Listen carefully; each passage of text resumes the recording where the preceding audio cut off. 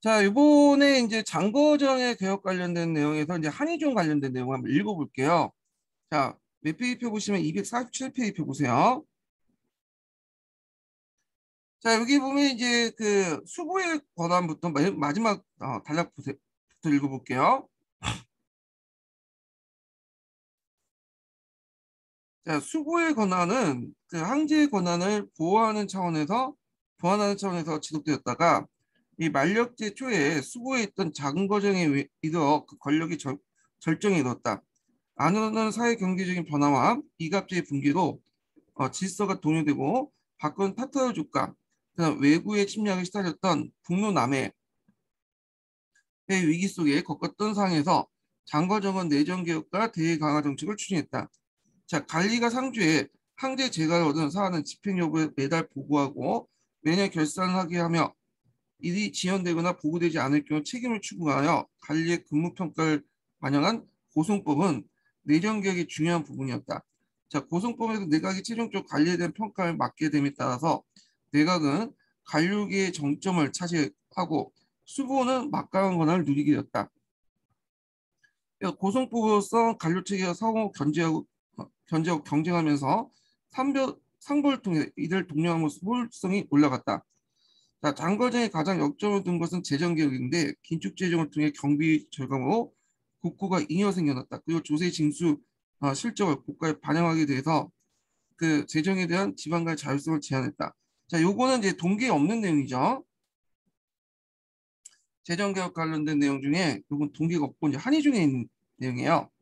자, 숨어있는 세원을 찾아내기 위해서 전국적인 토지 측량을 실시했고 그 이에 근거해 조세를 통합해 은어 납부하는 일조편법을 실시해서 조세 징수를 개혁했다.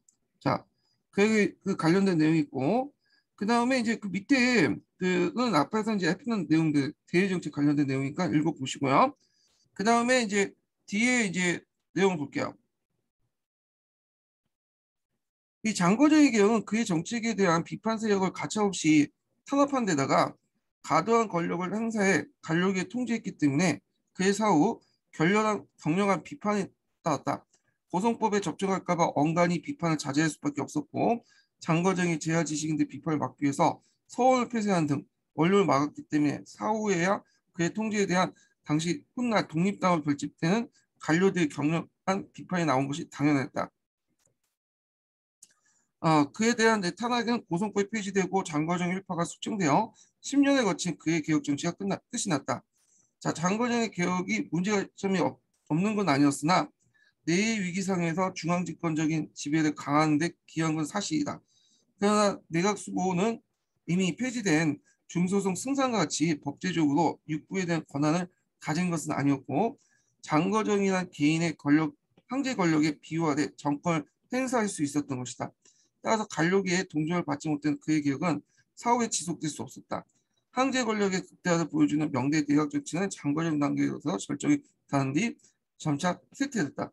그래서 이때 이제 내각은 황제 권력을 극대화시키려고 했던 거죠. 예, 그래서 앞에서 언급한 것처럼 대례 논의 이전까지는 그 분권 공채에 입각해서 대변자였다면 이때 대례 논의 이후부터는 황제권 강화시키려고 했던 거고 그게 정점을 이뤘던 것이 장거정 때야.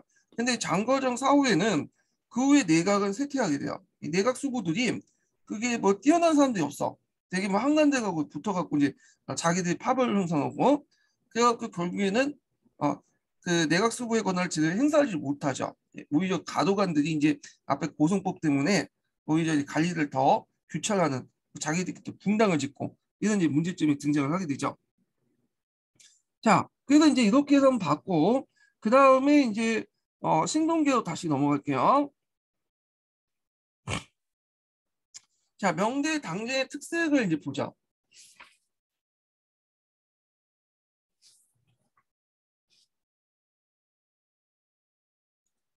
자, 명대 당제의 특징은 송대처럼 국가의 정책, 주요 정책에 대한 찬반을 논의하는 것이 아니라 지극히 사소한 문제를 가지고 시비를 거는데, 그러니까 이제 지극히 사소한 문제는 이제 뒤에 나온 사망 같은 것들이 대표적인 거야. 자, 가지고 시비를 벌인 것으로 이런 와중에 정쟁이 치열하게 전개된 것은 어리석은 한계 가 자신의 잘못된 뜻을 관철하는 부당한 생각을 요구하면서 이를 둘러싸고 신하는 두 파로 갈려져 싸우겠다. 그래서 황제 측근의 궁중파, 내각파와 정의를 내세운 반내각파가 그것이다. 특히 명대의 이제 당쟁이 격화되는 것은 어린 황제와 앙군의 등극을 뽑을 수 있다. 자, 앙국을 둘러싼 그러니까 어리석은 황제죠. 그래서 둘러싼 한강 세력의 정치 농장과 이에 맞선 반한강 세력 간의 치열한 전쟁이 결국 당쟁을 격화시켰다. 그래서 어리석은 황제들에는 항상 간신과 한간이 도살리고 있고 결국 당쟁은 간신과 한간 세력들이 득세면서 불의 세력이 정권을 농당하는 영대 당쟁의 특색이었다. 자, 그래서 이제 그 사만을 이제 볼 텐데 사만은 뭐냐? 사만은 여기다 안이라는 걸 이제 좀 이해를 해주시세요. 안은 사건이라는 뜻이에요. 예. 그러니까 이 사만은 세 가지 사건이라는 뜻이죠. 그래서 세 가지 사건이라는 것은 정격, 홍궁, 홍궁, 홍한, 이궁이죠. 예. 요걸 이제 세 가지 사건이라고 하는데 정격, 홍한, 이궁을 세 가지 사건이라고 한다. 자, 그래서 이제 신종 때 조정의 분야는 항태제 책봉에서 이제 어, 시작됐는데, 자, 그래서 이제 본래 신종에게는 이걸 국본 문제라고 하죠. 항태 책봉을 국본, 나라의 근본을 이제 세우는 문제, 그래서 국본 문제라고 하는데, 자, 본래 이제 신종에게는 장남이 있으나 만력 14년 총리한 정기비 아들들 자 그들은 이제 평양에서 오랫동안 태자를 책봉하지 않았다.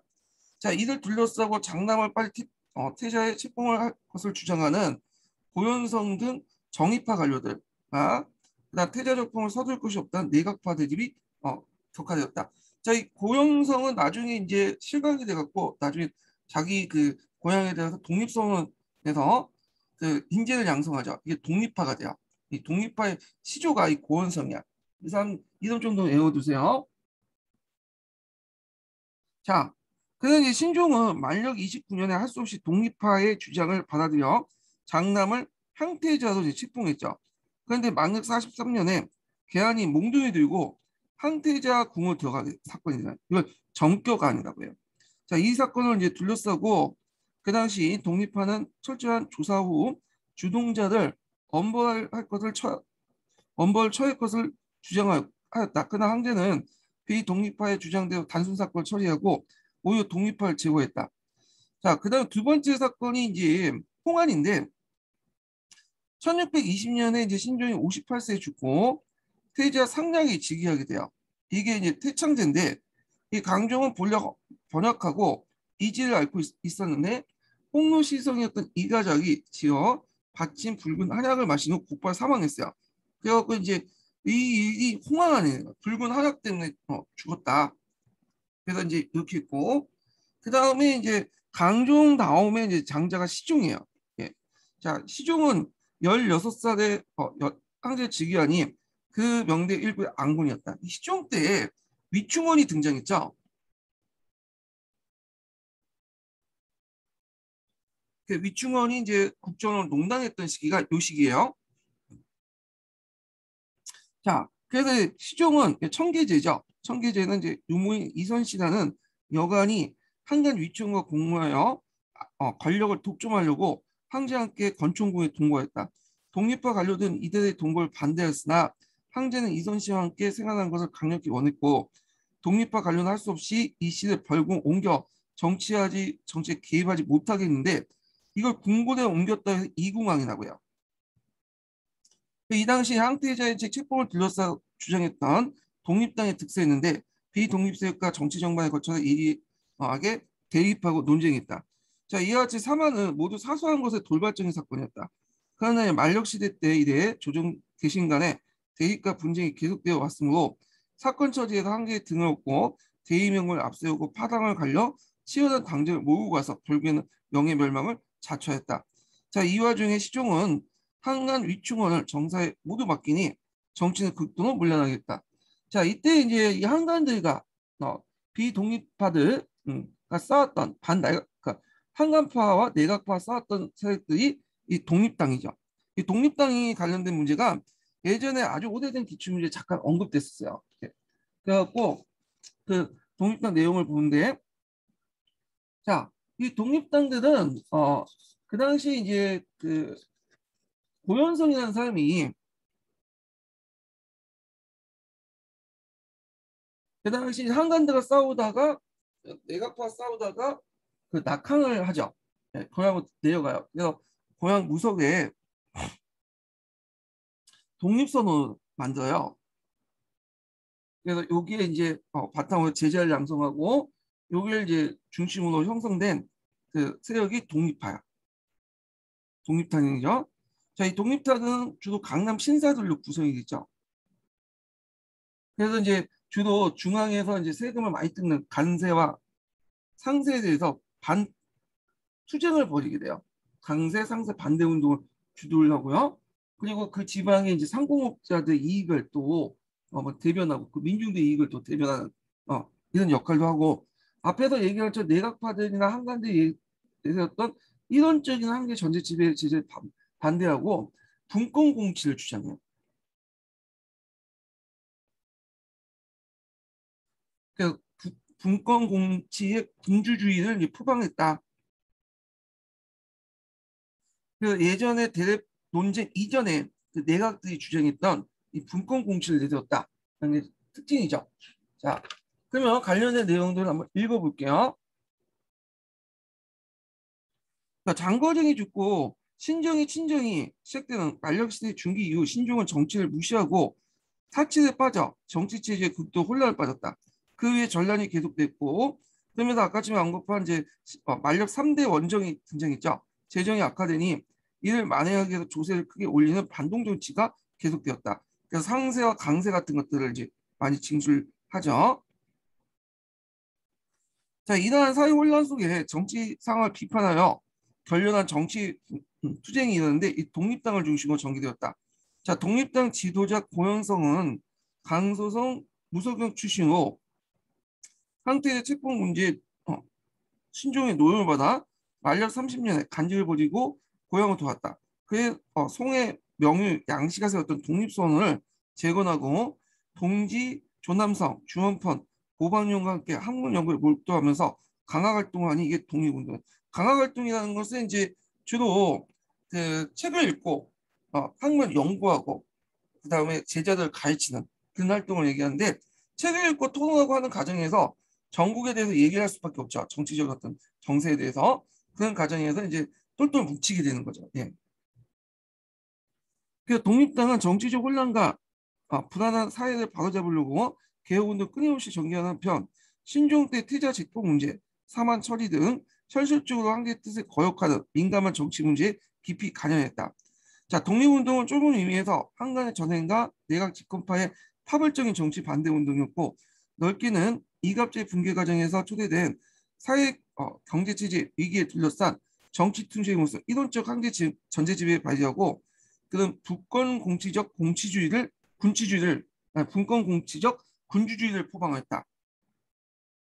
그런데 이제 얘네들이 한계가 있어요. 이 한계는 전반적으로 이제 보면 반한과 반내각 집권파 파벌적인 정치 운동으로서 나오는데 의미가 있지만 시대의 변화에 따른 구체적인 정책 제시나 그걸 제시하지 못했다는 거죠. 그러니까 유교적 도덕 원칙. 그러니까 오늘날은 정치적 올바름만 제시할 뿐이지 그 문제를 해결할 수 있는 대안을 제시하지 못했다는 거야. 예. 그리고 주로 개인의 어떤 비행과 이런 것에 탄핵에만 치중됐다. 그러니까 비탄압적 그 도덕주의적 성향을 띠고 있다는 거죠.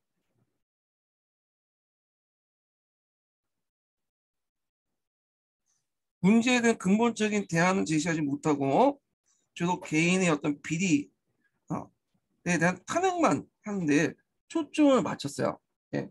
자, 그러다 보니까 이제 나중에 위치모부터 탄압을 받게 되고 이제 해체가 돼요. 예. 그래서 이제 이걸 계승한 게 복상 운동인데, 자, 그러면 한계를 좀 볼게요. 자, 그러나 독립당의 비탄압적 도덕주의는 이런 당제를 격화시켜 결과로 명나라의 멸망을 초래했던 비난을 면하기 어렵다. 특히 장거전 개혁 정치에 대해 독립한 아무런 대안 없이 이를 반대함으로써 현실적인 안제를 외면한 이상주의적 개혁 주장이 갖는 모습을 드러내고 있다. 독립파가 대체로 유교적 도덕을 바탕으로 하는 데 반해서 비독립파는 사적인 정치를 주도하여 이에 대응했다. 결국 시종의 암훈과 한간 위축의 공포 정치로 독립파들이 축출되고 핵심 인물이 주설되고 조정은 한간파 1세를 되었다. 자, 그 다음에 그걸 계승한 것이 이제 뭐냐면 복사운동이에요. 그래서 이 복사운동은 독립이 이제 탄한 후에 학습단체를 가장해갖고 이제 뭐냐면 했던 것들인데 주로 이제 겉으로는 이제 공부를 한다고 고문 부운동을 한다는 이유로 이제 하고 여기에서 뭐 공부하고 뭐 과거 시험 답안 출판하고 뭐 이런 역할을 해요. 그렇지만 실제 그 안에서는 또 나름대로 정치 논의도 하고 이렇게 이제 하게 되는 거죠. 이 앞에 독립운동 같은 경우에는 상급 인사, 그러니까 이제 좀 신사계층 중에 좀 높은 관리들 중심으로 한 방면에 이 복사운동은 강남 지방의 독서인, 하급 신사, 생원을 중심으로 했다는 게 좀 특징이에요. 예. 그래서 독립의 정치운동을 계승했다. 이렇게 보시면 되는데 한번 읽어볼게요.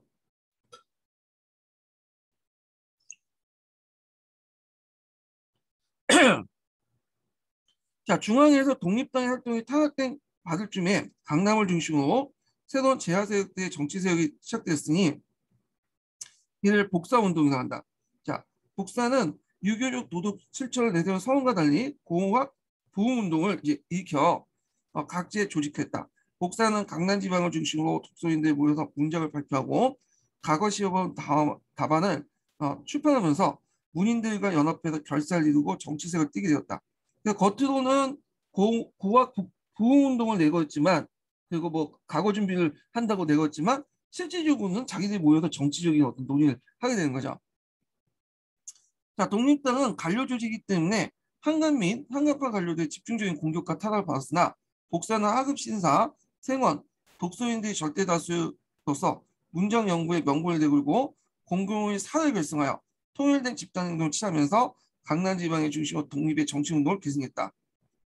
자, 명나라 멸망 이후에 복사운동의 멤버들은 청해 중국 지배에 대해 끊임없이 저항을 계속하였고 그러나 저항운동에 성공을 거두지 못하자 향리로 들어가 학문 연구와 그 제자 교육에 전념하면서 저지를 지키겠다 이렇게 있고요.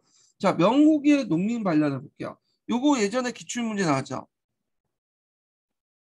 그래서 이제 명나라는 명후기 때 이런 이자성의 나라에 의해서 이자성의 나라에 의해서 멸망을 하잖아요. 그래서 이 멸망 가정과 그다음에 청이 이제 입간 후에 그 중국을 통치하는 가정들, 정복하는 가정들이 예전에 시험 문제 나왔어요. 그래서 한번 읽어볼게요.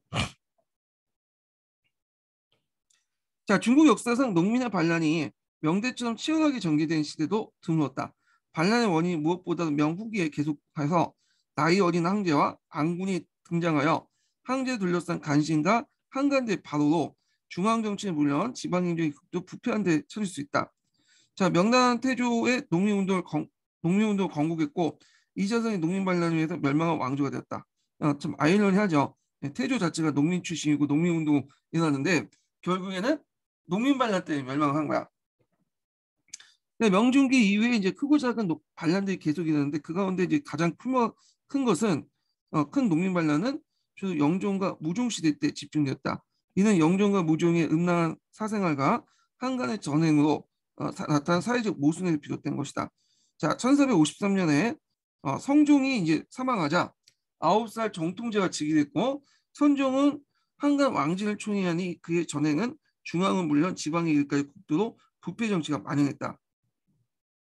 정통제 시대의 농민 반란은 1448년에 복건성 사현에서 일어난 두문치대 반란이 있어요. 자, 그래서 두문치대 반란이 전국주로 10승 대난이었다. 자, 이 두문치대 반란 관련된 내용이 이제 있는데 여기는 전형적인 이제 농민 반란이죠. 네. 그래서 이 관련된 내용이 여기는 뭐 그렇게 좀 잘 설명되어 있지 않은데 몇 페이지 보시냐면 일단 이제 그 한의조 253페이지 잠깐 펴보세요.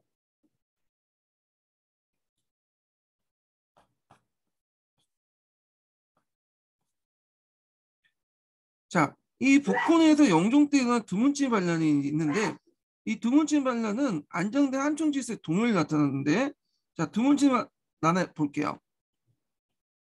두문치나는 이제 일단 등씨를 가진 집안인데요. 이 사람이 무자는 이제 보통 이제 돌림자고 치는 일곱 번째 아들이라는 뜻이야. 그래서 이제 일곱 번째 아들, 등씨 집안의 그 일곱 번째 아들이 이제 뭐냐면 반란을 일으켰는데, 자, 이거는 지주 소작제 모순하고 또 연결돼 있어요.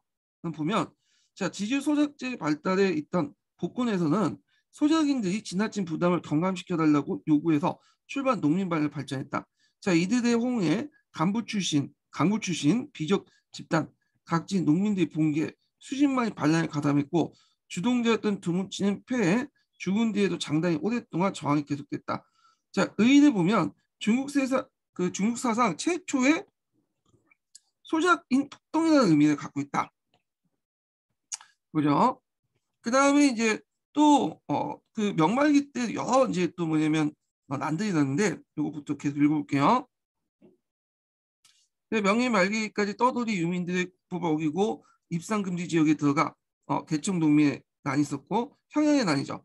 악정에 시달렸던 유친의 난. 이것도 유씨의 여섯 번째 자제, 유씨의 일곱 번째 자제가 일어난 난이죠. 주동한 난, 소장의 폭동, 한간의 세금 징수에 대한 폭동 등 밑으로부터 크고 작은 폭동이 반란이 계속되었다. 그래서 이제 명중기 이래 그 농민들 주축한 이들 반란은 농민생활 궁핍의 근본원이었고 거기에다가 이제 한간의 부패와 가혹한 조세 수탈도 이제 있겠죠. 그러면 여기에다 이제 육진의 난을 좀 볼게요. 자, 이거는 이제 호북 지역이나 이제 강남 지역에서 일어난 난인데 한간의 뇌물 사건 때문에 난 거야. 그러니까 한간의 뇌물 요구를 거부해 억울하게 도적 누명을 쓰고 토벌의 대상이 되었던 유씨 형제가 도적의 무리에 들어가 반란을 일으킨 이 난은 한간의 행포와 부패를 잘 보여주고 있다. 상동이나 하북, 하남, 상서, 강소, 허북 등지의 행위가 이들을 진압하느라 국고와 관련 지방 재정이 고갈될 정도였다. 예. 자, 그래서 이제 한번 읽어봤고요. 자, 그러면 다시 동계에 들어가 보죠. 자, 1464년에 영종이 죽자 18살 현종이 이제 즉위했다. 황제는 35세의 만기위를 편애했고 그에게 인사권과 궁정위를 맡겼다. 또 한간 왕직도 총회여 그의 정치를 맡기니 부패는 극에 달했고 사회가 어지럽다. 이때 형양상구에서 유통의 대반란이 일으키니 이난에 참여한 유민이 100만 명이 이뤘고 영국이 때 농민의 반란이 대규모 헤아릴 수 없게 되었다. 이렇게 있죠. 자, 그 다음에 이제 있고 요게 이제 앞에서 언급한 평양의 난이죠.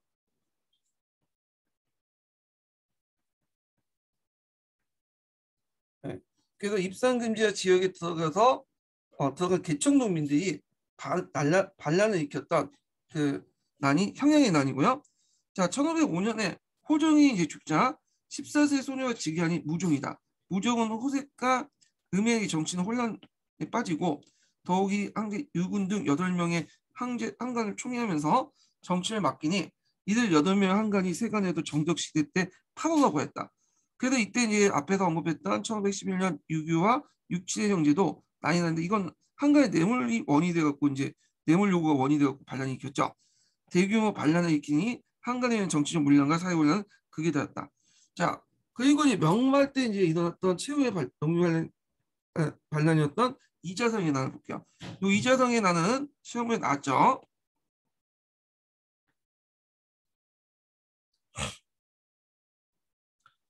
자, 1627년 시종이 23살에 죽고 이복 동생 의종이 18살 제도니 명의 마지막 황제다. 자, 의종은 나름대로 노력을 해보려고 했어요. 예. 근데 이미 이제 명나라는 앞에 있는 황제들 때문에 다 개판이 돼갖고 도저히 이제 개인적 노력을 통해 극복할 수 없는 상태였어요. 예. 자, 의종은 영명하여 개혁의 뜻을 품고 한간 위충원을 비롯한 간신을 주선하고 독립당을 등용하여 국정쇄신을 가감히 추진하려고 했다.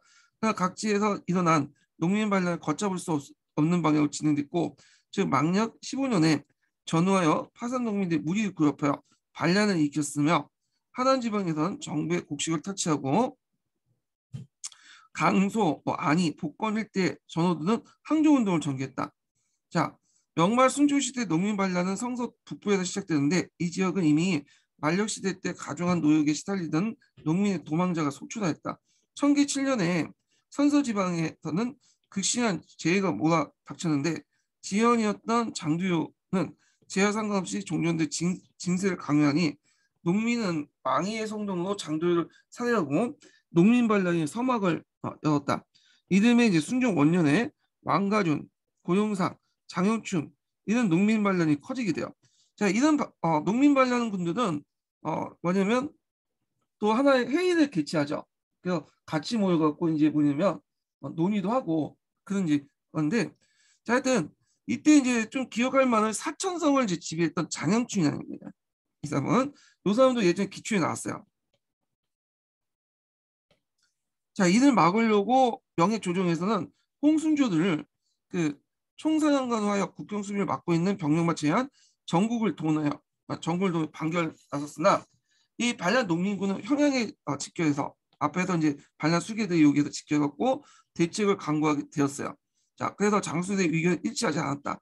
자, 요 관련된 내용이 요 밑에 있는데, 그때 평양에 집결한 농민군 수령은 특만 고영상, 팔대영, 장영춘, 마수용, 나연지인데 이자선 특왕시야에 있던 팀장이었다. 이자선 특왕이라고 한 것은 여기에서 유래된다. 이렇게 있죠. 네. 그래서 평양에 직결된 그 논의 내용들, 또 관련된 내용은 강자중국사에 나와 있거든요. 그래서 관심 있는 분은 강자중국사 보세요. 자, 이때 이제 이자성이 나서서 적극적 공세를 주장했다. 그 고용상과 이자성 부대는 명조의 발생기 봉양을 공격해서 그다음 왕릉을 파괴하니 명조의 위신이 큰 손상을 입게 되었다. 자, 이 봉양이 예전에 한번 기출문이 나왔어요. 뭐와 관련된 기출문이 나왔냐면 그 당시 강남 지주들 탄압하고 이 강남 지주들을 이 봉양으로 집단 3인화 시켰어. 네? 집단 3인화 시키죠. 요 관련돼 갖고 예전에 기출문이 나왔어요. 그래서 이것도 좀 기억을 해두시고요. 자, 그 다음에 이제 있고, 자, 특히 순종 9년에 특왕이 정복을 체포되어 살해되자 이 특왕의 부하가 이자성이라 했죠. 이자성이 군대를 통솔하게 되었다. 그럼 이자성은 어떤 인물인가 좀 볼게요. 48번. 자, 이자성은 성서동 미지연의 출신이다. 그의 가족은 그 니갑자에서 니장원을 역임할 정도 지방의 지주였으나 자, 니네에 도망간 호구의 부역의 연대 책임지면서 몰락했다. 그 이자성은 역졸이 되었다가 후에 군대에 들어가 모반을 일으켜 고용산의 방문에 가담하였다. 이렇게 보시면 돼요. 자, 이자성 군대 북경 입성을 보죠. 자, 이자성 군대는 한때 위기에 처했으나 지신 이한과 우금성 등을 맞이하여 새로운 개혁안을 제시하면서 농민반란군 수용해서 이자 강제 자리에 넘보는 정치 지도자가 되었다. 자, 이때 이제 거기에 이한과 우금성 어디서 한번 봤죠? 과거제들 모순점에서 봤죠.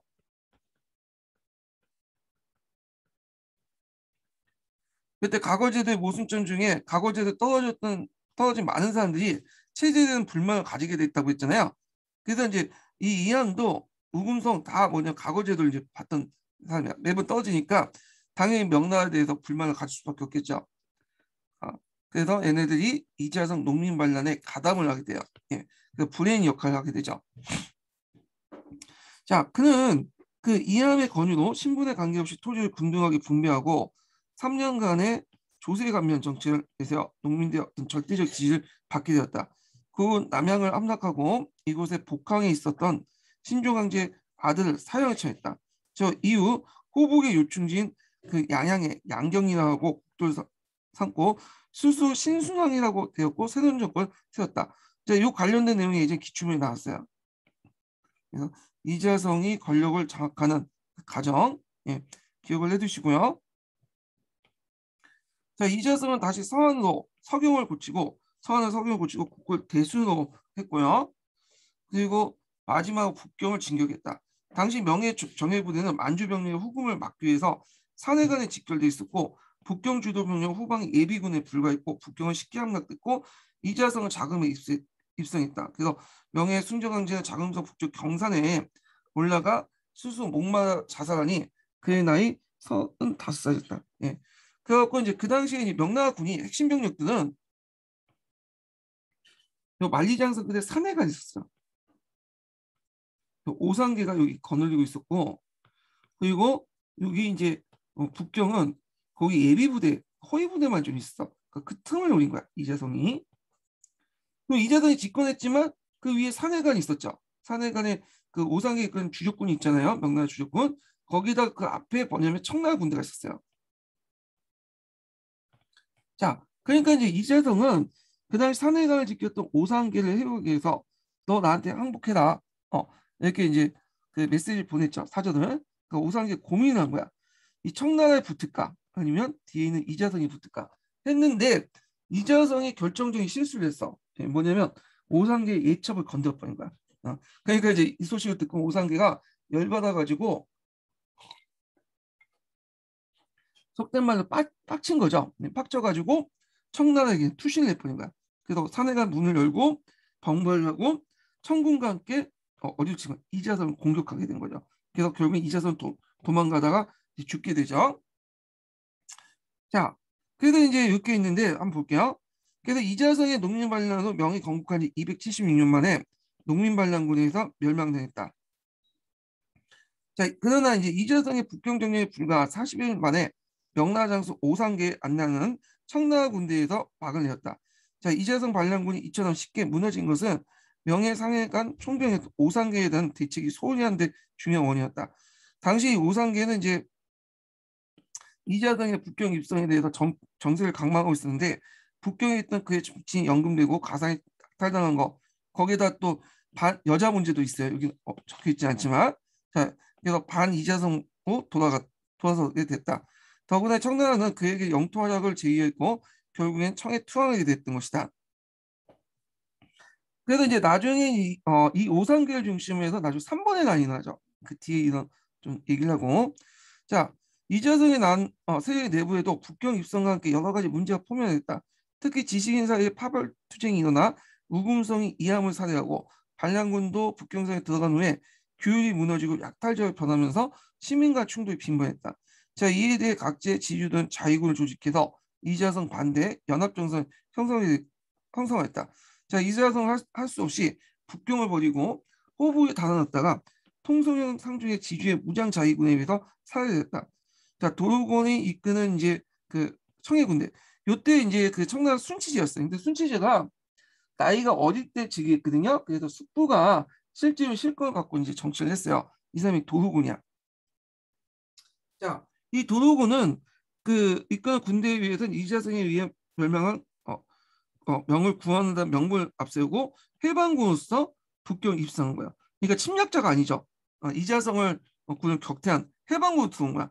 그리고 그 명이 멸망 그 해방군 들어오자 이제 명나라를 이제 계승한다는 측면에서 그 경산에서 죽은 순정지에 대한 제사를 지내줘요.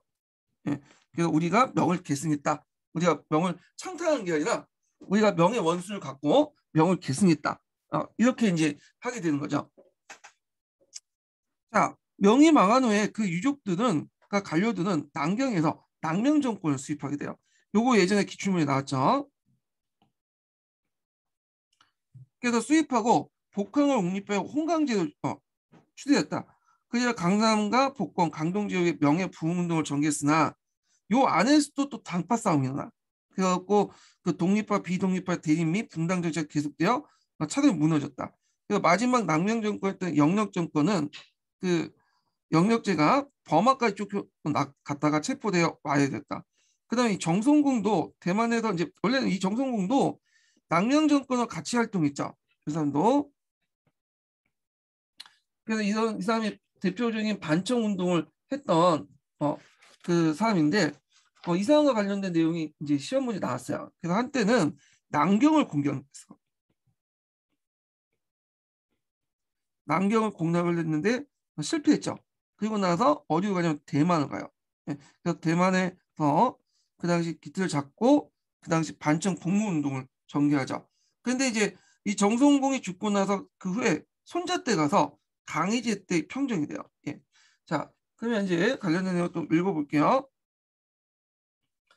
자, 명나 그 멸망과 한인 유학자의 대응을 보죠. 자, 명나라 멸망의 역사를 성격 보면 자, 명의 멸망은 중국의 역대 왕조의 멸망과 비교할 때 몇 가지 독특한 성격을 가지고 있다.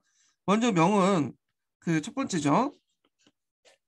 자, 명은 중국의 한민족 왕조로서 마지막으로 해당한 점을 들 수 있다. 이민족이 지배했던 몽골의 원나라를 무너뜨리고 한민족 왕조를 부활했으나 다시 이민족의 만주족에게 청나라에게 뺏기는 왕조가 되었다. 또 생각해 볼 수 있는 것은 두 번째인데, 자, 명은 한민족의 농민반란군이 이자성에게 먼저 나라를 망하고 이 틈을 타고 중국의 해방군에 들어온 청나라 한민족의 정복한 특수성이 있다. 그래서 그 한민족이 망하고 다시 이민족의 지배를 받았다는 이중적인 멸망사가 중국의 다른 왕조 찾아볼 수 없는 거고요. 두 번 망했던 거죠. 그래서 한 번은 정식 명은 이자성에게 망하고, 그 다음에 남명 정권 같은 경우에는 또 청나라에 망하고 이렇게 됐죠. 자, 그 명나라는 건국 초기부터 황제 독재체를 강화하기 위해서 무수한 관료와 학자를 처형했다. 뿐만 아니라 제도적으로 삼성을 없애고 육부를 황제 직속으로 하여 한권을 강화했으나 명일 때 무능하고 용령한 황제가 등장으로 내각과 한간의 국정이 농단됐다. 그 결과 유능한 관료와 우수한 학자들이 정치 일선에서 배제됐다는 게 특징이죠. 자, 그래서 명의 마지막 황제가 순종제가 자금성 뒷산 경산의 스스로 목매달아서 자살한 것은 중국 역대 어느 왕조도 볼 수는 비극적 역사였다. 자, 이 명나라 멸망을 했으니까 그때 이제 한인 유학자의 대응을 볼게요. 자, 명말 청주의 한인 유학자의 대표적인 사람은 항조의 고현무 왕부지죠. 요 사람 세 사람 이름은 좀 외워두세요. 그래서 명말 청주의 유학 3대사로 존경을 받았는데 이 사람들은 이제 그 경세 치용적인 성격을 갖고 있고요. 뒤에 얘기했지만 경세 실용적인 사상을 갖고 있죠. 그리고 나중에는 이제 고중학의 이제 바탕이 됐던 사람이에요. 특히 이제 이 고용문화는 사람은 이 고중학의 선구자였어요. 예. 자, 그래서 이제 그 황조에 관련돼서 예전에 시험문이 나왔죠. 이 사람이. 이 사람은 좀 기억을 해두셔야 돼요. 이 사람은요. 기출이 나왔기 때문에. 자, 명예멸망 당시 이들의 장년후 황조이는 35세 고용무 32세였고 왕부지는 28살 청년이었다. 자, 그래서 명말 이후에 이제 장년으로서 황조이 35세, 그다음 고용무 32세, 왕부지 28세인데 이거 외울 필요 없겠죠? 예. 청나라 군대가 이제 강남에 침입할 때 이들은 분연히 이에 저항했다. 특히 청조가 반판 병방령은 한인 유학자의 자존심에 큰 상처를 주었다. 병방령은 그 오만케 풍수 방방한 자제가 지식인의 굴욕이었는데 변발 가운데 대한 심리적 반응은 일반 서민과 지식인 사이에 큰 차이가 있었다. 지식인 가운데 변발한 걸 수치스럽게 생각해 머리를 깎고 중이 되는 사람도 있었다. 그리고 1644년 청주의 강남 침입 당시 항조인은 난을 피하여 고향이 절강산 노유에 돌아가 젊은이 수백 명을 모여서 새춘형을 조직하고 청군에 조직하여 했지만 실패했다. 그래서 요 한청운동을 이제 했던 그 항청운동했던 항조의 그 업적들이 예전에 기출문에 나왔어요. 그래서 요 새충도 외워두세요. 문제가 어렵게 나오면 그렇게 나올 수도 있어. 예전에 기출에 나왔기 때문에 항조이가 항청운동할 때 조직한 그 부대 이렇게 쓰면 새충 이렇게 쓰시면 돼요. 자, 그는 무력으로 명나라 부흥시키는 일은 현실적으로 어렵다고 판단하고 학문에 전념하는 것이 청에 대항한 일이라고 하면서 평생 학문에 종사했다. 근데 항조의 학문은 결국 관념적인 게 아니고 격렬한 체계 비판에 포함되어 있다. 실천적인 학문이다. 그래서 항조이는 경세치용적인 학문을 추구했다고 했죠. 자, 이날 그의 이제 학문 사상을 단적으로 표현한 것이 유명한 명의대방론이다. 요거 외워두세요. 요거 예전에 기출에 예문에 나왔던 거야. 그래서 여기에서 이제 뭘 비판하냐면 재상제도를 비판하고요. 재상을 없애는 제도. 재상제도를 비판하는 게 아니라 재상제도를 폐지한 걸 비판하죠. 그 다음에 이 사람이 또 강남 출신이에요. 그러다 보니까 그 당시 영락제가 남경에서 북경으로 수도를 옮겼잖아요. 이것도 비판해. 왜 경제적 풍요 속에 풍요에 있는 그 남경을 버리고 북경으로 갔냐. 이런 것도 비판해요. 그래서 이제 이 명의대방론을 썼다는 걸 좀 기억을 해두시고 그리고 이제 예전에 관련된 기출문제 중에 또 뭐와 관련된 건 그냥 금의 유출로 해갖고 금일 은이 유입이 금지됐죠. 이때 뭐 청기정을 내리고 그래갖고 이제 그때 물가가 폭등한 것도 기록을 해놨어요. 이 명리대방론에. 예. 그래서 이 책이 되게 유명하니까 기억을 해두시고요. 항조인은 또 이제 사상적으로 볼 때 뭘 주장하면 천자추대설 주장이에요. 천자추대설 교체설 주장이에요. 그러니까 천재가 무능하면 갈아쳐야 된다. 누구하고 비슷하죠? 뒤에 이제 정약용하고 비슷한 주장을 하게 되는데, 얘가 이제 그 되게 유명한 사람, 그래서 중국의 로스하고 부르는 사람이죠. 예. 그래서 후에 정약용에도 영향을 줬고, 자 그러면 이제 또 볼게요. 고현무를 보죠. 고현무는 이제 앞에 고중학의 선구자라고 이제 평가받는 사람이에요. 예. 자, 고용문화 항종이보다 3살 아래로 남직외성 공상형에 태어났다. 어려서 학문을 즐기고 특히 역사를 좋아하여 독자적인 역사관을 세우면서 복사운동에 참가했고 문명을 떨쳤다. 네, 문명이라는 건 문발을 떨쳤다고 보시면 돼요. 32살 때 청군이 강남을 쳐들어오자 가감한 저항운동을 전개했다. 그러나 그의 반청운동은 실패했고 고향에 들어가 살면서 그 당시 굴욕적인 반발 거부했다. 그는 원한을 품고 있던 밀고자위에서 체포되어 체포되는 몸이 되어 강남 각지에 이제 전전한 도망 생활을 계속했고, 그는 고향에 돌아와서 저술 생활을 전전했고 20년이 걸렸고 전역까지 20년이 걸렸고 마침내 필생의 대작이었던 일지록을 저술했다. 일지록 외워두세요. 그리고 교과서에도 나오죠. 예.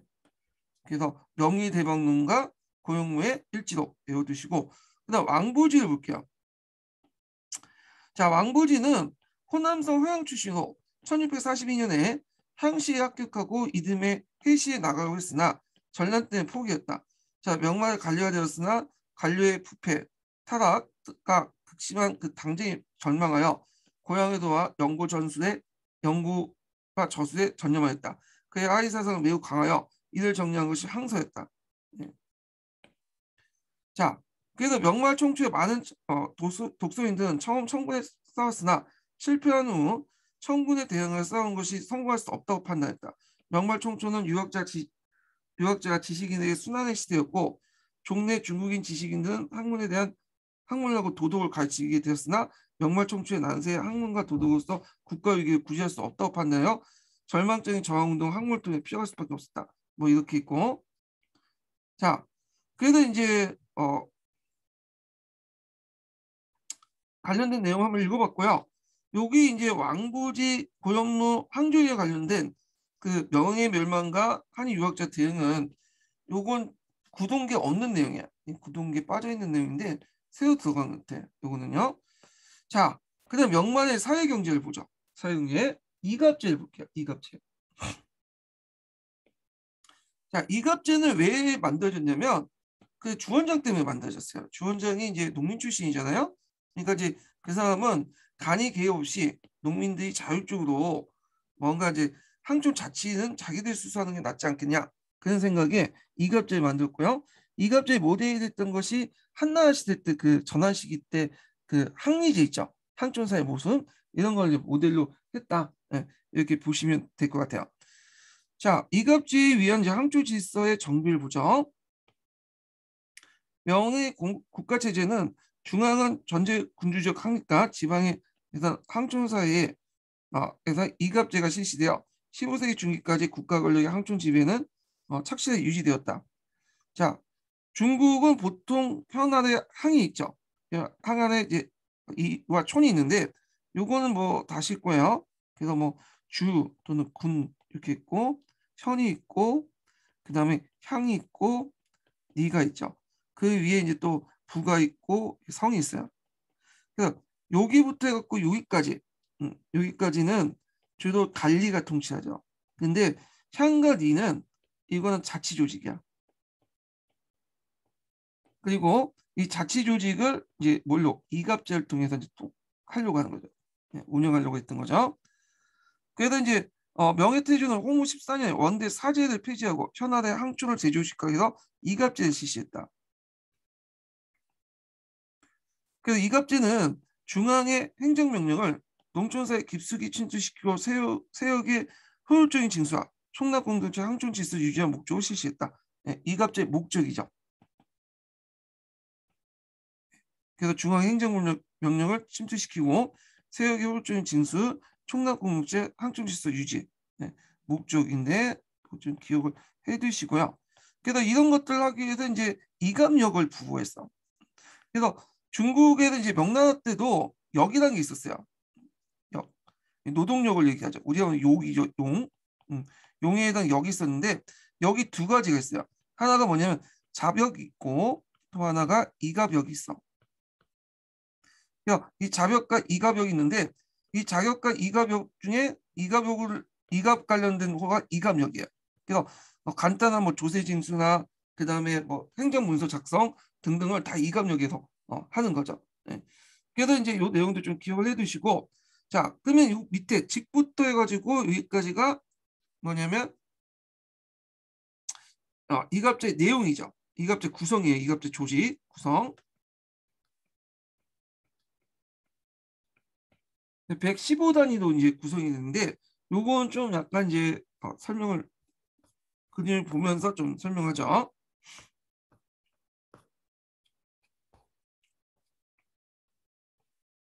자 여기 보면 이제 쭉 있는데 여기 보면 보통 110호를 기준으로 해요. 이 기준이 이건 이제 지역에 따라 좀 달라질 수는 있어요. 이 기준이. 그래갖고 이제 상위 10호와 하위 100호를 나누죠. 그래서 하위 10호를 이장호라고 하고, 그다음에 그 하위 100호를 갑수호라고 해요.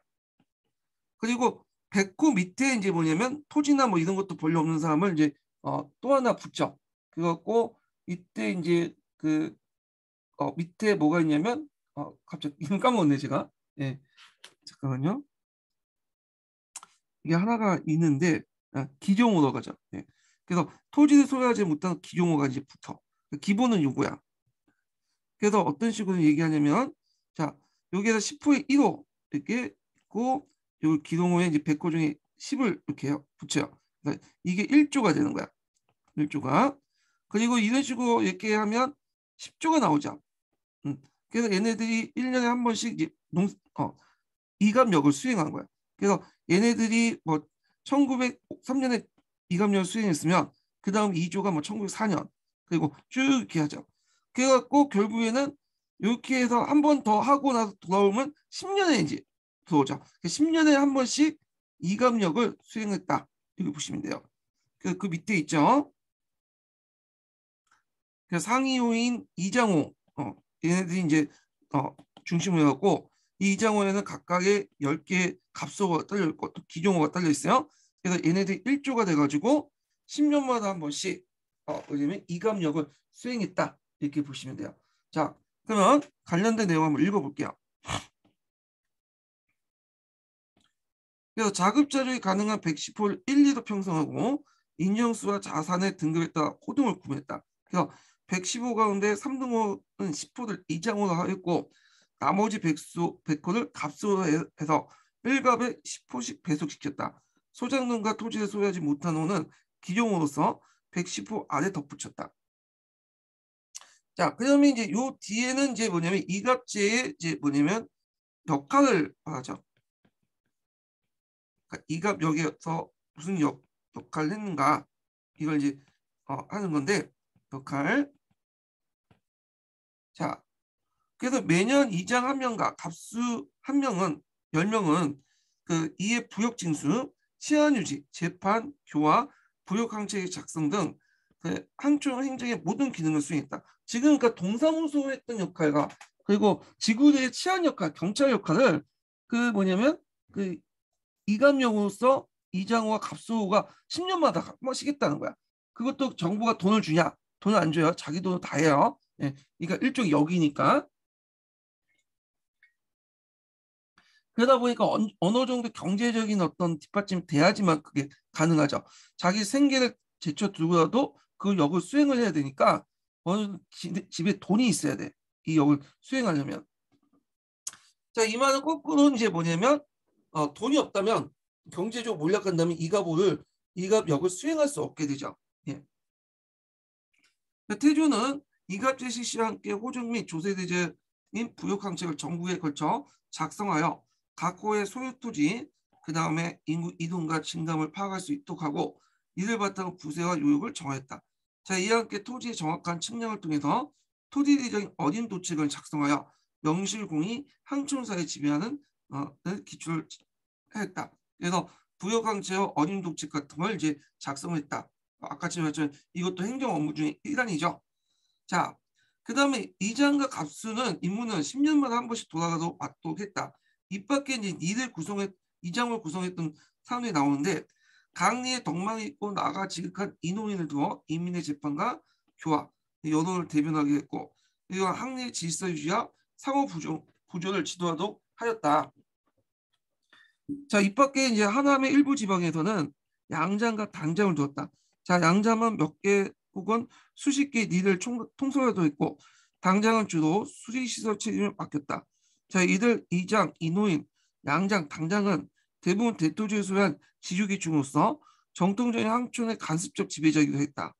자, 명조는 이들에게 국가 권력을 위임하고 항촌을 지배하도록 했고 그 대가로 여러 가지 역할을 맡기게 되면서 실제로 항리의 지배자가 됐다.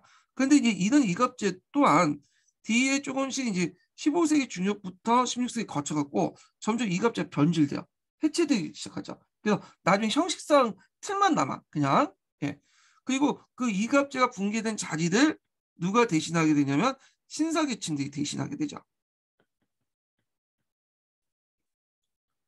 자, 그러면 이제 관련된 내용들 한번 또 볼게요. 자, 그러면 이갑제 붕괴가 이제 붕괴되기 시작했는데 이갑제 붕괴가 왜 붕괴됐냐? 이걸 보면 첫 번째로는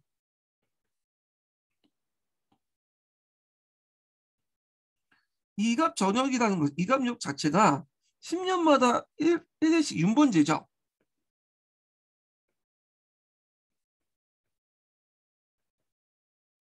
10년마다 1회씩 윤번제이기 때문에 이 10년 사이에 그 재산 증감을 파악할 수 없어. 왜냐면 이갑자의 지배층 이갑자의 안에 재산 등급이 이제 바꿔질 수 있잖아요.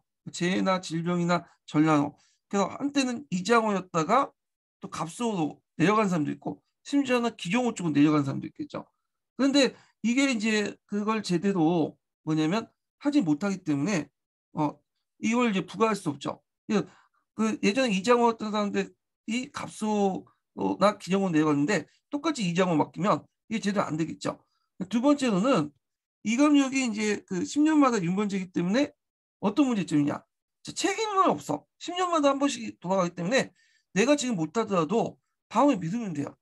다음에도 또 미루고 그러다 보니까 이런 여러 가지 이제 뭐 조세징수라든지 행정에 차질이 빚겠죠. 이런 것도 있고 두 번째는 명예 재정 규모 확대예요.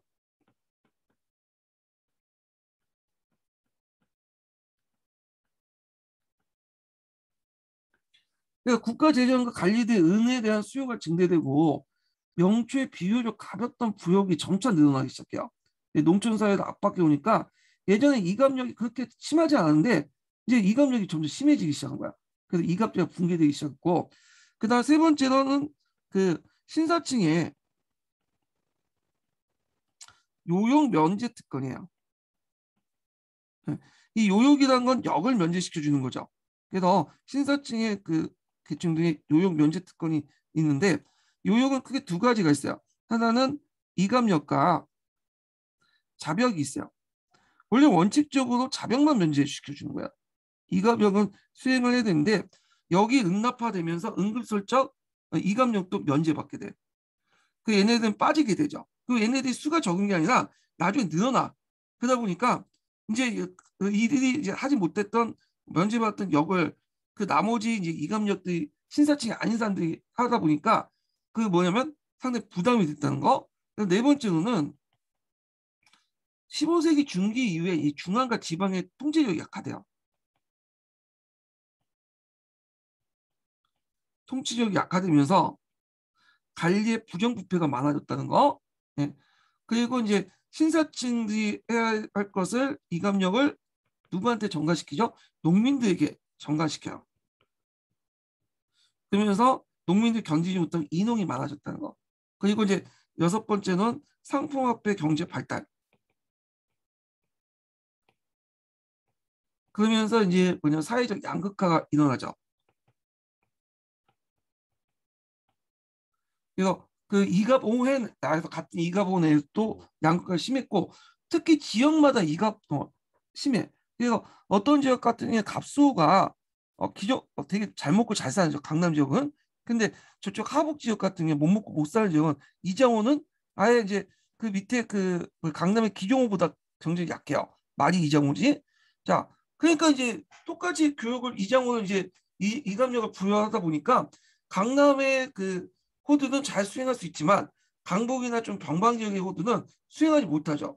그래서 이렇게 상품화폐 경제가 발달해서 이장호 내에 이가보 내에 어떤 양극화, 그 지역간의 양극화 이런 것들이 일어나서 그런 것들 제대로 못했다. 그래서 이제 항촌 질서가 붕괴됐다 이렇게 보시면 돼요. 자, 그러면 관련된 내용 한번 읽어볼게요.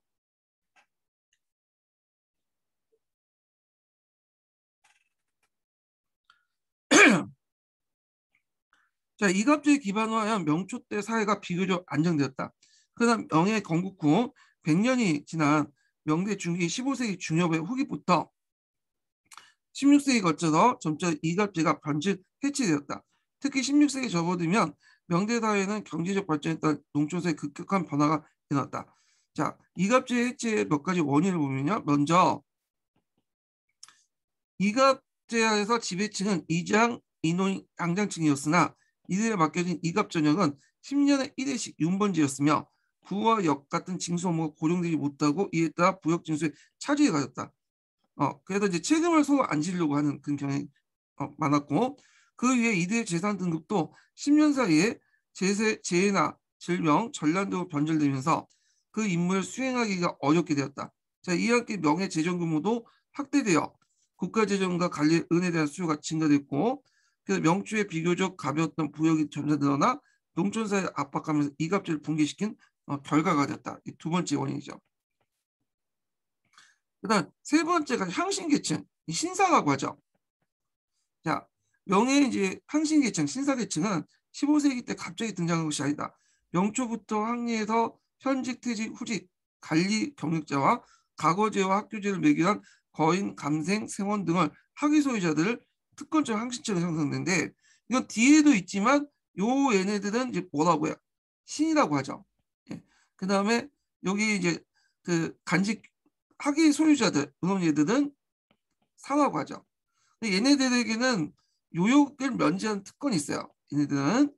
근데 이들 특권층들은 15세기 중기에 이르며 35만 명 정도 증가해요. 여전히 국가로부터 받은 우면, 요역을 이제 면을 요때 우면이랑 조세를 면제시키는 게 아니라 역을 면제시키는 특권이 있어요. 특히 이제 자벽을 면제받죠. 자, 이런 특권을 누리고 사회적 영향을 행사하면서 부역을 기입했다. 자, 이 밖에 유력한 신사층과 상인은 도시에 거주하면서 부재지주로서 부와 역을 탈면했다.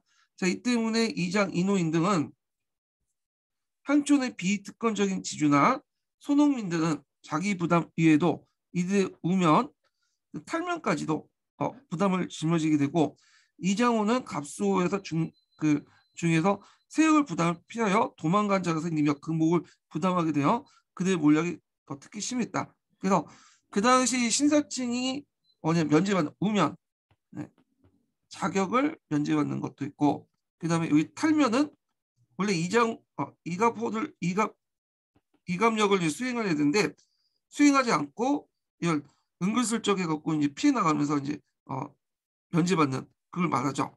자, 그래서 그것을 다 누가 하는 거야? 그 밑에 있는 일반 호등이 부담을 하는 거예요. 자, 그 결과 호등에 따라 요역이 할당되었던 당초의 이갑 체제가 그 모순을 드러내고 붕괴되어 나갔다. 자, 이렇게 15세기 이제 그 중기부터 이게 몇 번째야? 네 번째죠.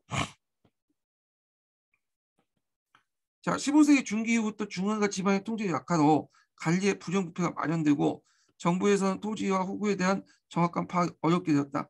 따라서 비특권적 그 지주들은 돈으로 간직이나 학연을 매수해 종족의 결합으로 신사가 되려고 했고 그 길이 여의치 못한 뇌물력 부역 항체를 변조하기도 했다. 자, 이렇게 탈면한 부역은 힘없는 농민들이 정해졌고 그의 명예 중기 이후부터 자장농뿐만 아니라 이장 양장호 같은 것들이 몰락하면서 농촌이 학폐화되고 계층 문화가 형성이 촉진되면서 이갑제도가 붕괴될 수밖에 없었다. 자, 그러면 이갑제를 대신할 수 있는 것들이 필요했죠. 그래갖고 이제 이갑제 대안이 이제 나오는데 여기에서는 이제 세 가지를 제시하고 있어요. 첫 번째로는 원적 반환주의.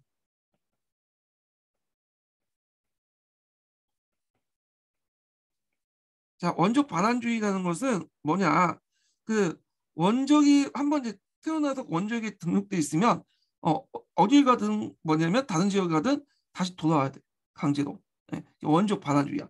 자, 근데 이 원적 반환주의가 실제로 안 됐죠. 왜냐면 그 유민들이 많았잖아요. 예, 그래서 이제 이들에 의해서는 인구 이동도 촉진되고 있는데 이건 뒤에 좀 얘기했지만 이게 현실적으로 안 되니까 예의 조항을 뒀어. 그래서 부족주의를 채택했어요. 돌아오는 게 아니라 그 지역에 살도록 한 거야. 예, 이걸 갱민주의라고 하죠. 갱민으로 이렇게 등록을 해갖고 그 지역에 살도록 했죠. 예. 그다음에 두 번째로는 이갑자 대신에 항약이라든지 보갑제를 통해서 그 백성들 교화하고 상호 부조나 치안 유지를 담당했죠. 예. 그다음 세 번째로는 조세제도 개헌이에요. 그래서 10단법부터 해갖고 일주법까지 이어지는 부역제도를 개편했다. 그리고 호우와 전토 중에 그러니까 토지와 호 중에 토지 쪽에 부과를 많이 했어요. 토지 쪽에. 주로 이 강남에서 많이 했죠. 그래서 강남의 세제가 나중에 확대돼요. 전국화시키는 게 일조편법이죠. 자, 그래서 이제 이런 그 원적 반환지의 어떤 보완으로 부족주를 채택했고 한약 보갑제 실시를 해갖고 이런 상호부조와 치안유지를 담당하겠고 그다음 10단법에서 일조법에 이어진 부역제도 개편을 통해서 이렇게 하려고 했다. 한 가지 더 이제 추가하자면 네 번째로는 그 신사층의 요역 우면 제도를 제한하려고 했어요.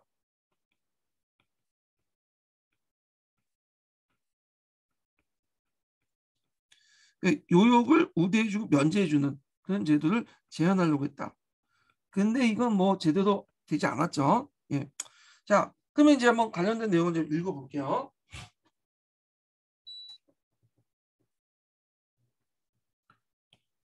그래서 태조가 이제 고심에서 만들어 놓은 그 제국의 농촌 지배 조직인 이갑제가 15세기 중엽에 붕괴되면서 항촌 사회에 큰 변화가 나타나겠다. 먼저 정부는 첫 번째 대안이죠. 이갑제 붕괴에 따라 새로운 조처 원족 반환주의를 완화하는 대신에 필요한 것의 부족주의를 채택했다. 즉 명초에는 이갑제 유지하기 위해서 외래 유민이나 갱민은 원적지로 돌려보내는 것을 원칙으로 원적 반환주의를 시행했는데 그 때문에 유민이 다른 지역을 이주하여 정착하고 자급자족이 가능할 정도 되어도 원족지로 돌아가야 하는 정책 때문에 그 지역 간부들은 그들을 부역강제에 편입시켜 부역을 부과하지 못했다. 따라서 원적지에서 본인이 없으면 요역을 부과할 수 없었다. 따라서 유의민은 모두 부역을 탈면했고 그 대신 원적지에 남아있는 이가보는 그들 목까지 짊어질 수밖에 없었으니 이놈 인해 고향으로 남아있던 이가보가 몰락 파산하게 되었다. 자, 그리고 이들도 또 다른 식으로 돌아가죠. 그래서 얘네들이 이제 그 바뀐 돌이 군령원들이 바뀐 돌을 이제 뺀다고 갱민들이 와가지고 여러 가지 혜택을 받고 정착을 하면 거기에 이제 있었던 원적지에 있던 이가분들은 또 쫓겨나가지고 또 다른 데서 갱민이 돼서 그 지금 또 원주민을 쫓아내고 자 이런 식의 인구의 대륙 형상들이 일어나요. 이런 식으로. 그래서 명말 때 일어난 이런 인구 이동이 이런 특징을 갖고 있어요. 좀. 두 번째로는 이제 계속 읽어볼게요. 그래서 명조는 영락 연간에까지 원족주의를 강력하게 지켰으나 선덕 5년에는 갱민의 기적을 기적이라는 건 이제 그 지역에 호조가 올린다는 거죠. 예. 그래서 호조가 올려야지만 그 사람들에게 세금을 부과할 수 있잖아요. 자, 갱민의 기적을 허용했고 정통 초에는 다시 원족주의로 채택했다. 그러나 명중기에 다시 무수한 유민들이 발생하게 되자 원족주의를 완화하고 갱민 부족, 현재지 부족으로 즉 현재 거주하고 있는 호족에 편입한 걸 허락하였다. 그러나 이단 정책은 원족 반환주의를 완전히 포기한 건 아니었다. 그러니까 이제 형식상 원족 반환주의 계속 유지되지만 부수주고 갱민주의를 채택했다 이렇게 보시면 될 것 같아요. 자, 두 번째로는 한약 보갑제를 이제 이용하는 거죠.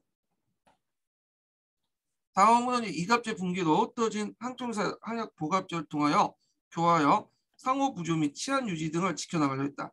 자, 명대 한약은 왕수인이 지방간을 재직했던 정득 연간에서 강서남부에 일어난 반란을 평정한 후 종족주의를 배경으로 실시한 것이 최초인데 이후 중국 각지에서 이를 모범 한약을 실시했다. 그런데 이 왕수인은 양명학자로 되게 알려져 있죠. 예, 왕양명이라고 하죠. 근데 이 사람은 뛰어난 정치가이면서도 그다음에 행정가였어요. 이 사람이.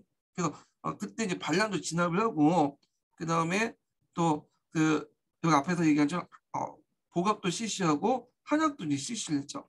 예. 뭐 이렇게 이제 했던 사람이고 자, 그래서 명대 한약을 실시했죠. 보갑이 아니라 예.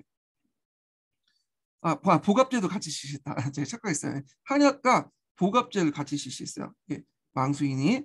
그래서 이 왕수인은 양명학자이기도 하고 뛰어난 또 정치가이기도 하고 그다음에 한약과 보갑제를 실시했던 사람이기도 하다. 되게 유명한 사람이었다. 능력 있는 사람이었다. 이렇게 기억을 해두시면 돼요. 자, 그 보갑제는 왕수인에 의해 식가폐법이 그 호시가 되었다. 이는 식가들 일갑을 조직하여 연대 책임에서 도적 방비와 한총의 질서를 유지하고 임하도록 그 촌마다 보장 한 명을 두고 총량의 자의를 받는 보갑제를 발전했다. 그러나 이런 한약 보갑제도 전국적으로 일률적으로 실시된 것이 아니고 부역제도와 직접 관련이 없으며 또 이를 추진한 주체가 지방간의 신사층이기 때문에 이들 통해 이갑제의 사회안정을 기대하기는 어려웠다. 예, 이렇게 보시고요. 그 밑에 한약이 있어요. 이 한약과 관련된 내용이 시험 문제 나왔죠. 한국사에 이번에 나왔잖아요. 그래서 보통 이제 한약하면 한쪽 규약인데 대표적인 이제 한약은 여시한약이 유명해요. 여대교의 여시한약이 그래갖고 이제 나중에 주의가 주자중선 여시한약을 만들죠. 그래서 보통 이제 한약하면 주자중선 여시한약이란 말이에요. 주자가 여기에 플러스 시킨 거 감한 거죠. 그래서 주를 붙였다는 거예요. 네. 그래서 이 주자주수 여시한약을 보통 여시한약을 하는데 이번에 기출문제 나왔더니 이제 여시한약 쓰신 분도 있는데 주자주수 중선 여시한약 쓰신 분도 있더라고요. 맞을까 안 맞을까 근데 그 잘 모르겠어요. 그거는. 근데 확실한 거는 조선이라든지 뭐 그때 명나라 때 그 한약은 여시한약이라 하지만 어미는 주자중선 요시한약이에요. 예. 자, 그래도 있고 그다음에 이제 그 보갑제는 왕한성 10법의 이름을 실시했는데 이걸 이제 그 왕한성이 식가폐법의 이름으로 계승을 했던 거고요. 자, 그다음에 이제 있고 그 외에도 아까쯤에 언급했던 그 10단법 1조법법 같은 부역 그 제도 개선, 신사층의 우면유역 제도 제한 이런 것도 기억을 해두시고 요 관련된 내용이 강자중국사였어요. 예. 그래서 요거는 강자중국사의 요약판이기 때문에 원판은 강자중국사 보시면 나와 있으니까 좀 보시고요. 자, 그러면 명대 사회계층 신사층의 항충 지배 볼게요. 이 신사와 관련된 내용이 예전에 시험 문제 나왔죠. 자, 내용을 보면요. 두 번째 인증번호를 좀 얘기할게요. 두 번째 인증번호는 96번입니다. 예, 두 번째 인증번호는 96번이에요.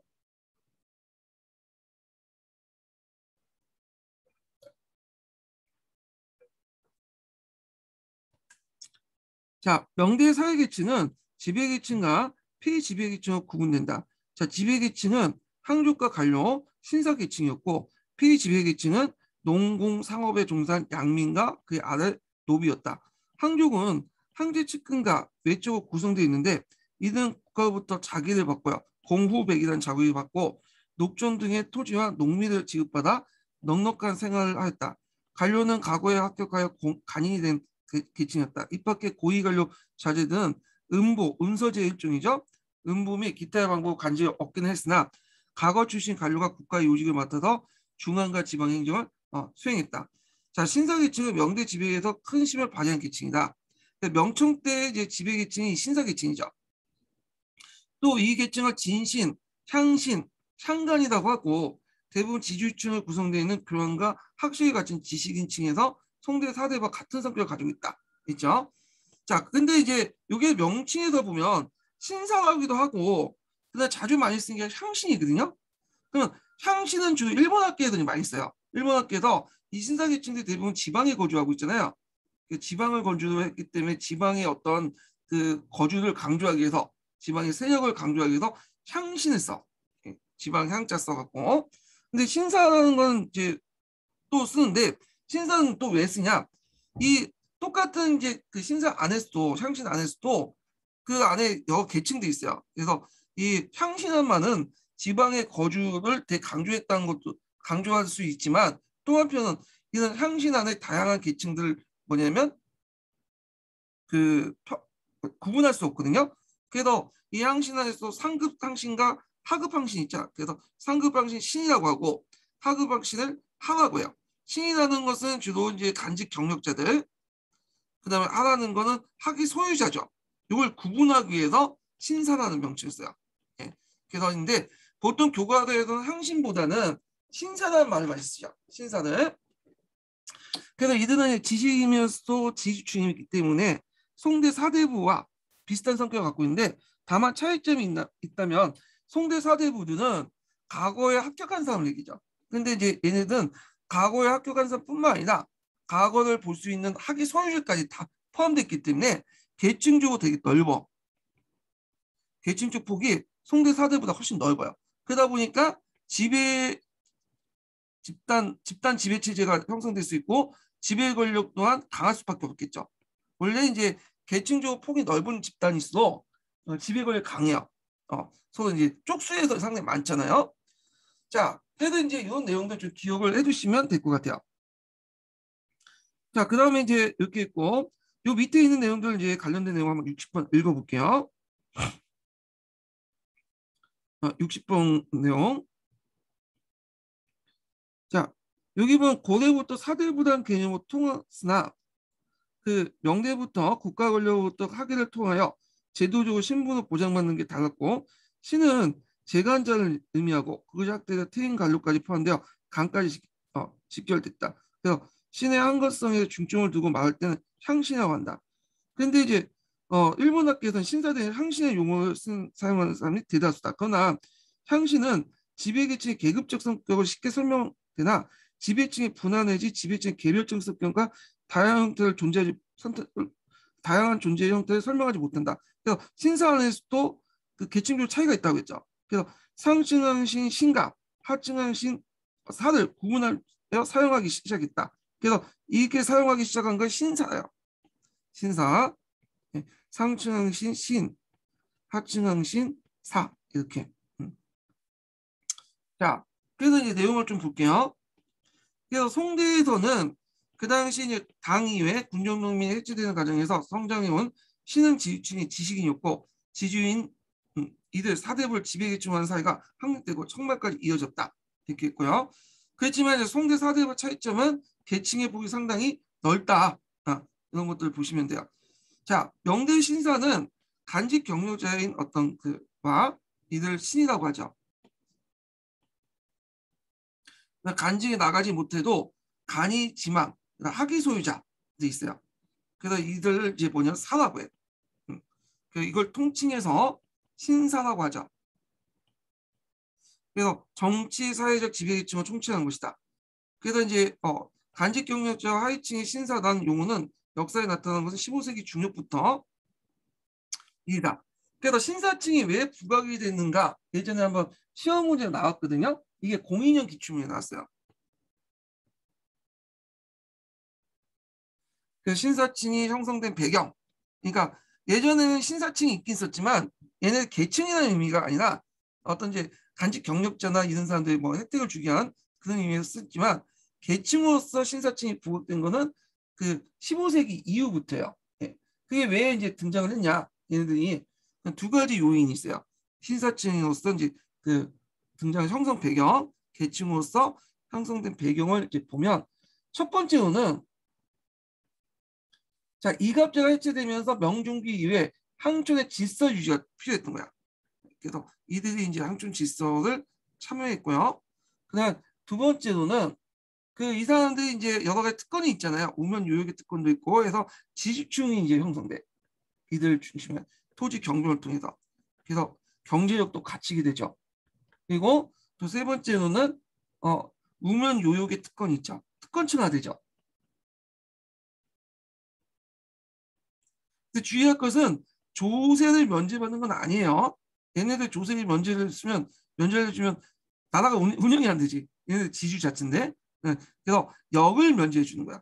역을 우대해 주거나 빼주는 거죠. 자, 이런 이유로 해갖고 뭐냐면 그 15세기 이후부터 명나라 중기 이후부터 그 당시 신사층이 계층적으로 이제 형성되기 시작했다. 네, 이렇게 보시면 돼요. 여기 또 한 가지 더 추가하자면 신사층의 학대도 볼 수 있어요. 예전에는 그렇게 그 신사가 그렇게 많지가 않았거든요. 근데 그 명나라 중기 때 들어가면 신사층이 늘어나. 그러면서 이제 일종 계층으로서 하나 이제 자리 잡을 만큼 수가 늘어났다는 것도 요인이 되죠. 네, 신사층의 학대. 요게 이제 예전에 기출문에 나왔으니까 좀 기억을 해두시는 게 좋을 것 같아요. 관련된 부분이. 자, 그래서 이제 요 내용인데 요 부분은 이제 그 강도 관련된 내용은 좀 쉬었다가 진행을 또 하겠습니다.